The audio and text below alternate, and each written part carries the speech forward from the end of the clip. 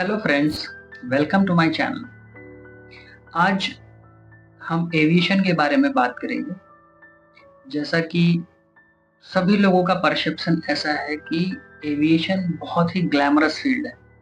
जब कोई बाहर से देखता है तो किसी को भी एयरपोर्ट के बाहर से या जब कोई एयरपोर्ट की बातें होती है, एविएशन की बात होती है, तो एविएशन अपने आप में एक बहुत अट्रैक्टिव और बहुत अच्छी फील्ड मानी जाती है।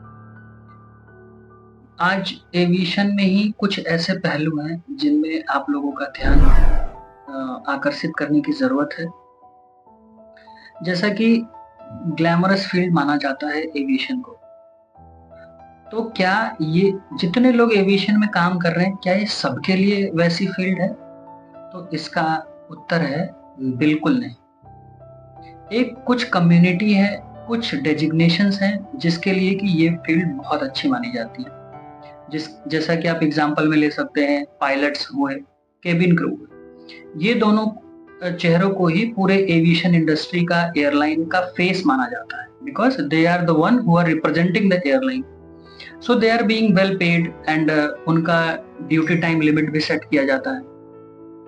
फिर कहीं ना कहीं आप एक लेमैन के नजरिए से देखते हैं तो आप ऐसा भी कह सकते हैं कि अराउंड द ग्लोब घूमने का भी उनको एक मौका मिलता है। खैर, उस पर किसी को भी आपत्ति नहीं होनी चाहिए क्योंकि उनके जॉब प्रोफाइल का वो एक पर्क होता है। फिर इसके बाद बात होती है इंजीनियर्स की, जो कि आज के 4-5 साल पहले उस कंडीशन में नहीं थे, लेकिन आज हमारे एविएशन मिनिस्ट्री ने उनके लिए भी ड्यूटी टाइम लिमिट लेके आए हैं। उनका भी अब एक रिस्पेक्टेबल सैलरी होता है।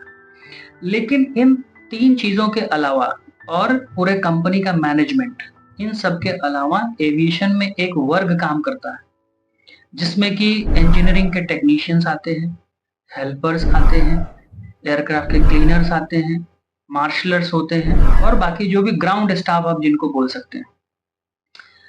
अगर आप मोटा मोटा हिसाब देखेंगे तो एक पायलट के पीछे कम से कम नहीं तो ऑन एन एवरेज 10 से 15 लोगों का एक ग्राउंड स्टाफ काम करता है, जो कि एयरक्राफ्ट को ऑन टाइम रिलीज करने के लिए मेहनत करता है, पूरा ग्राउंड का प्रिपरेशन करके देता है। तो उनके लिए जब एविएशन की बात होती है तो उनके लिए कोई गर्व की बात नहीं। उनके लिए आज भी एविएशन वैसा ही है कि जस्ट वो एक नौकरी कर रहे हैं और अपने खाने पीने का इंतजाम कर रहे हैं। You can say that they are just bringing the food on their table with that job, जिसको कि आज के टाइम में जस्ट एक लेबर लॉ के हिसाब से उनको भी ट्रीट किया जाता है कि मिनिमम वेजेस हैं उनके और बाकी की चीजें हैं। लेकिन जब एविएशन की बात होती है तो इस तरफ ध्यान देने की बहुत ज़्यादा ज़रूरत होती है कि एक टेक्नीशियन को एक वेल पेड होना चाहिए, ग्राउंड स्टाफ की सैलरी वेल पेड होनी चाहिए, रिस्पेक्टेबल होनी चाहिए, ना कि सिर्फ उनके महीने भर का गुजारा चल जाए ऐसी बातें होनी चाहिए। तो आप लोग क्या सोचते हैं इसके बारे में? आप अपनी राय जरूर कमेंट बॉक्स में बताइए। बाकी हम लोग आज भी यही उम्मीद करते हैं, क्योंकि आजकल बहुत इंजीनियरिंग एसोसिएशन भी बने हुए हैं जो इन सब चीज़ों के लिए आजकल मॉनिटर कर रहे हैं। तो सभी भाई बंधुओं के लिए, जो टेक्नीशियन हैं, हेल्पर हैं, क्लीनर हैं, मार्शलर हैं, टो ट्रक के ड्राइवर्स हैं, बैगेज ट्रॉली है के ड्राइवर्स हैं, लोडर्स हैं, सबके लिए एक ज़रूरत है कि एविएशन इंडस्ट्री में एक अलग से उनके लिए नॉर्म बने, उनके लिए पे स्केल बने, उनका एक वेजेस बने। और बाकी बाहर क्या है उसका तो नहीं पता, लेकिन हमारे देश में आज यही कंडीशन है।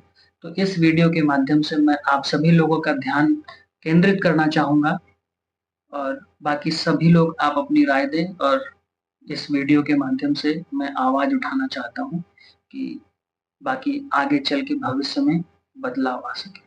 Thank you so much.